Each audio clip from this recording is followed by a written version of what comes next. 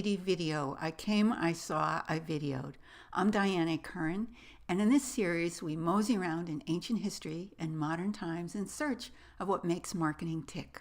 We've been hanging around with Roman gods and Greek gods a lot in this series, and you would think that something as modern as Mother's Day, with a little apple pie for good measure, might be a bit more modern.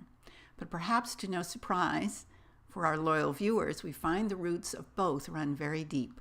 These days, we can find almost any information we want online instantly, though the sources might surprise us. Would you think to look in National Geographic, that bastion of extraordinary nature photography, for the story of modern Mother's Day? Well, I did. National Geographic relates that our more recent American festivities came out of Anna Reeves Jarvis's efforts in the 1850s to create a way for women to honor the fallen soldiers they mourned while also working for peace. National Geographic relates that our more recent American festivities came out of Anna Reeves Jarvis's efforts in the 1850s, the Civil War era, to create a way for women to honor the fallen soldiers they mourned while also working for peace. She initiated work clubs to fight disease and milk contamination for infants, and also tend wounded soldiers during the Civil War. Post-war, she designed Women's Friendship Day picnics to unite former foes. Her daughter Anna carried on, and Woodrow Wilson eventually made Mother's Day a national holiday. But Anna railed against both the commercialism and the fundraising that quickly attached themselves to its growing popularity. She even protested a confectioner's convention and spent all her money and time in a fruitless and, for her, heartbreaking effort to re-simplify Mother's Day. More ancient origins are neatly summarized on a site called the Legacy Project. It reminds us that Mother's Day goes back at least to ancient Greece in celebration of Rhea, the mother of the gods. The Romans carried it forward with their own Magna Mater, whose feast day was also called the Festival of Hilaria. By the 1600s, England had Mothering Sunday in place. All three offered mothers special cakes, flowers, and praise. So how did we get to motherhood and apple pie as opposed to cake, for the epitome of American sentimentality and even patriotism? It's said to be the answer that American soldiers would give about what they missed from home and why they volunteered for World War II. Is it true? Well, the Commonwealth of Virginia officially celebrates Motherhood and Apple Pie Day every January 26. You decide. Speaking of apple pie, how old is that iconic symbol?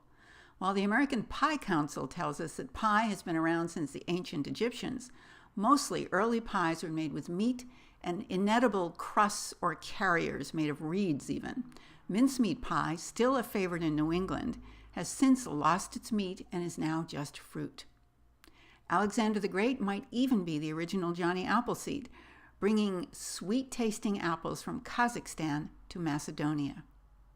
They were in England as early as the 14th century, but edible apple trees made their way to North America via the Dutch only in the mid-1600s, a great improvement over the incredibly sour native crab apples.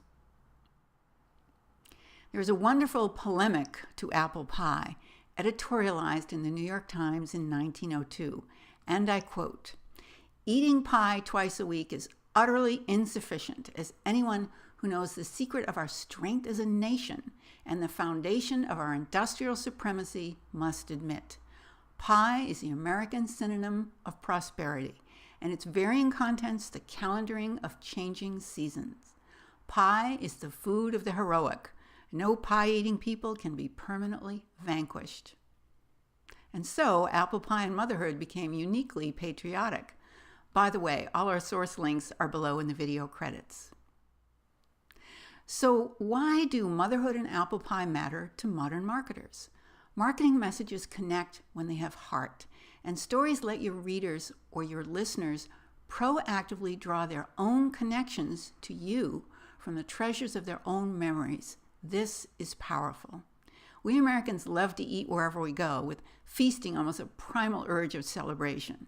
Taking mom out for dinner joins the personal with the communal, a celebration that builds even more memories.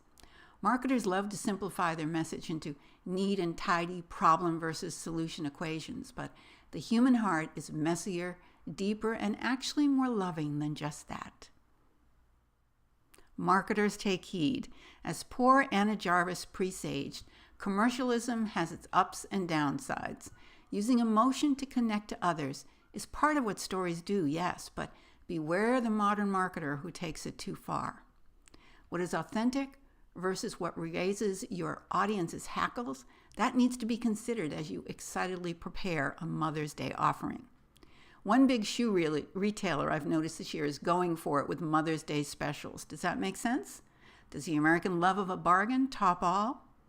How about the major greeting card companies, the big candy makers, and even every local restaurant? Does your business seem a natural fit, or is it an awkward stretch? Consider the ongoing message that you should build with your marketing, the authentic relationship, and the role you play for your customers before jumping on the Mother's Day bandwagon. You don't want to end up with a pie of rejection in your face. For those who stayed to the end of this video, I've added a little photo and art montage with my own mom, who's cavorting in the great beyond, but ever present as an inspiration to me. Veni Vidi video is about making marketing creative. In this series, we just keep hopping in our time machine in the quest for heroics, harrowing tales, iconic symbols, and time-tested themes to bring to our modern marketing world. I'm Diane Curran, inviting you to subscribe to our channel now for new videos to refresh your marketing at your own pace. Thank you so much for your comments. To learn more about our work, please visit themarketingdeal.com. Thank you so much for joining us.